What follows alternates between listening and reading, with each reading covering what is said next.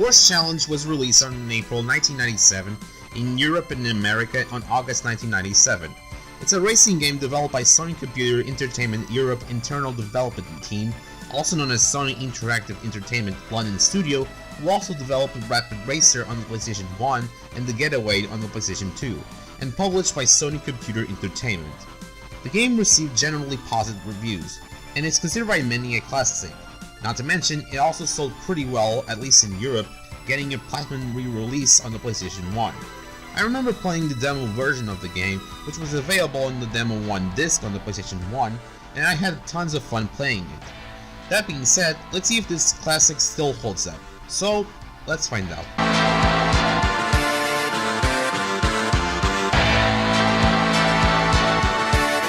When you boot up the game, you can either pick Championship Mode, Practice Mode, or Time Trial Mode. Practice Mode, which is actually a single race mode, more like a pick up and play style, as you pick your Boxster and your track and you're good to go. Time Trial Mode, which as the name implies, consists of you completing the track as fast as you can. The real meat of the game is not other than the Championship Mode, where you have to play that mode in order to unlock more tracks, and the Mirror Mode. In the Championship Mode, you have to race around 12 races in order to become the Porsche champion. Not to mention, you have to be in first place on every race, otherwise you have to try again. Not to mention that if the time runs out, the race is over and you have to try the race again. There are 8 tracks in Porsche Challenge, 16 if you count the mirror tracks, or 24 if you count the interactive tracks. The first third part of the Championship Mode consists of you racing the shorter versions of the 4 tracks, and are as follows. Stuttgart, which is Porsche's test track, is fairly easy as it has many easy corners to take, and it's an easy track for beginners. The long version has some S-bends and some tight corners, but it's still easy.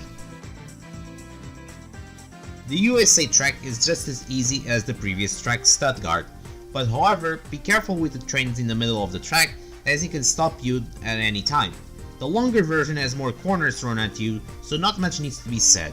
The Japan track has some curvy corners and some 90-degree corners. It's not that hard, but be careful, the longer version has more curvy corners, but in my opinion it's not that hard. The Alpine track is the hardest track in the game. Not only has many tight corners, the ice section can slow you down, not to mention that one single mistake can cost you the race, as the last section of the course, both the normal and the long version, has one slope that if you don't position correctly, you'll be stuck to the icy field and lose the race. The longer version has more longer corners, not to mention more S-bend curves thrown at you, so good luck with that. Overall, I think the track design of Porsche Challenge is decent. They are not bad, as the attention of detail is pretty spot on, not to mention at the time they look pretty genuine. The scenery is very colorful, however, I still wish they could put more track like a desert themed track, or a canyon themed track, or even a forest themed track, but I digress. After you beat the normal and the longer versions of the tracks in the Championship Mode, you unlock the Interactive Mode. The Interactive Mode, as the name implies, consists of changing the track's layouts in each lap. For example, if you're racing a short version of the track in one lap, you might race the longer version in another lap. Not to mention, this is pretty interesting, and also there's some shortcuts available in the middle of the race.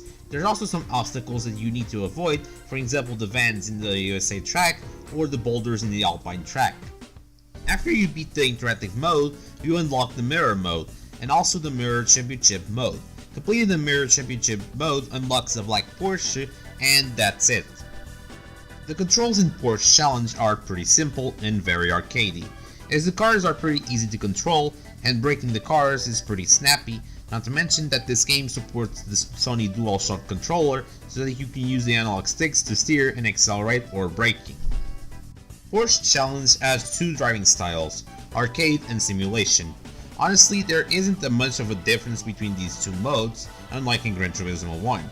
However, there is a noticeable difference the way how the handbrake works.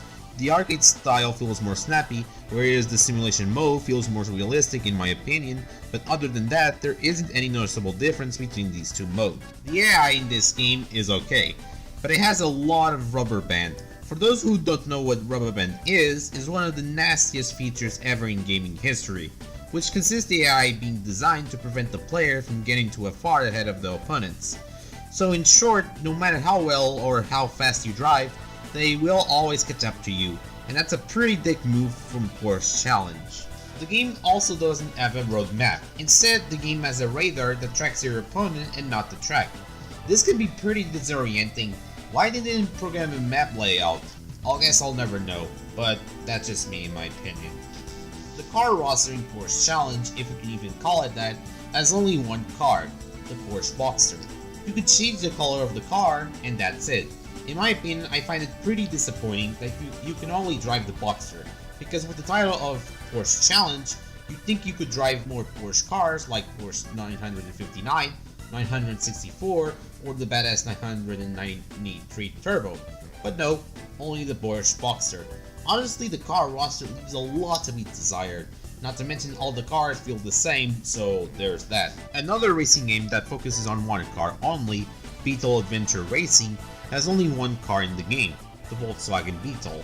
However, unlike Porsche Challenge, all the Beetles don't feel the same, as some are faster, some handle better, and others have more acceleration.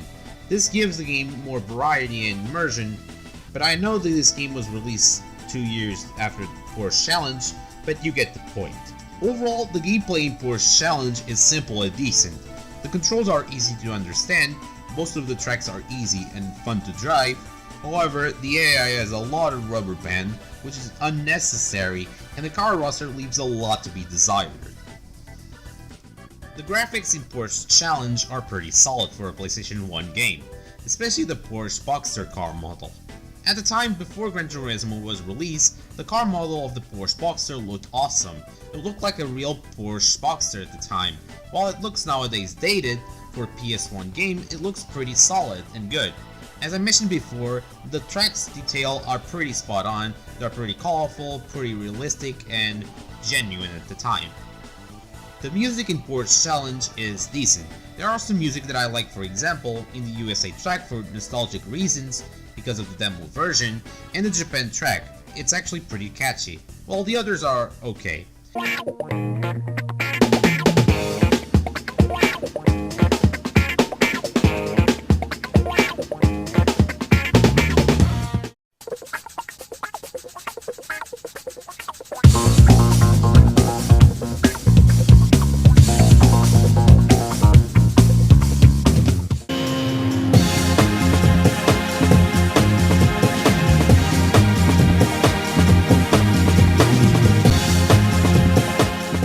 The music and sound was designed by Jason Page, and speaking of sound, the sound design is decent in my opinion. The engine sound is alright, not to mention the way the car drifts sounds pretty good. Also, you can sometimes hear your opponents scream and say things like "My Boxster" and "Hey" when you collide with them, which gives the game its own identity, I guess. Overall, I think the music and sound design, for the most part, is decent. Not as vibrant like GT1, but still decent. So what's my final verdict on Porsche Challenge? It's a pretty decent solid racing game on the PlayStation 1. It's not a bad racing game as it does its job quite right. Unfortunately, the car roster leaves a lot to be desired, as in my opinion they should add more Porsche cars rather than just Porsche Boxster. Not to mention that the AI has a rubber band, which is not a good move at all. The graphics are pretty nice, and the sound design is decent. While Porsche Challenge is a decent racing game, there is another racing game that focuses on the Porsche car brand, and it's actually a much better game than Porsche Challenge. And the game that I'm talking about is Need for Speed Porsche Unleashed on the PlayStation 1. Overall, while Porsche Challenge is kinda overshadowed by much better racing games on the PlayStation 1, it had its time and its place, at least in Europe. Watching everyone, and make sure to hit the like button and subscribe for more content. Also, let me know in the comment section below your thoughts on Porsche Challenge. What did you like, what did you not like, and what were your favorite moments about Porsche Challenge? Thanks for watching, peace out, and I'll see you next time.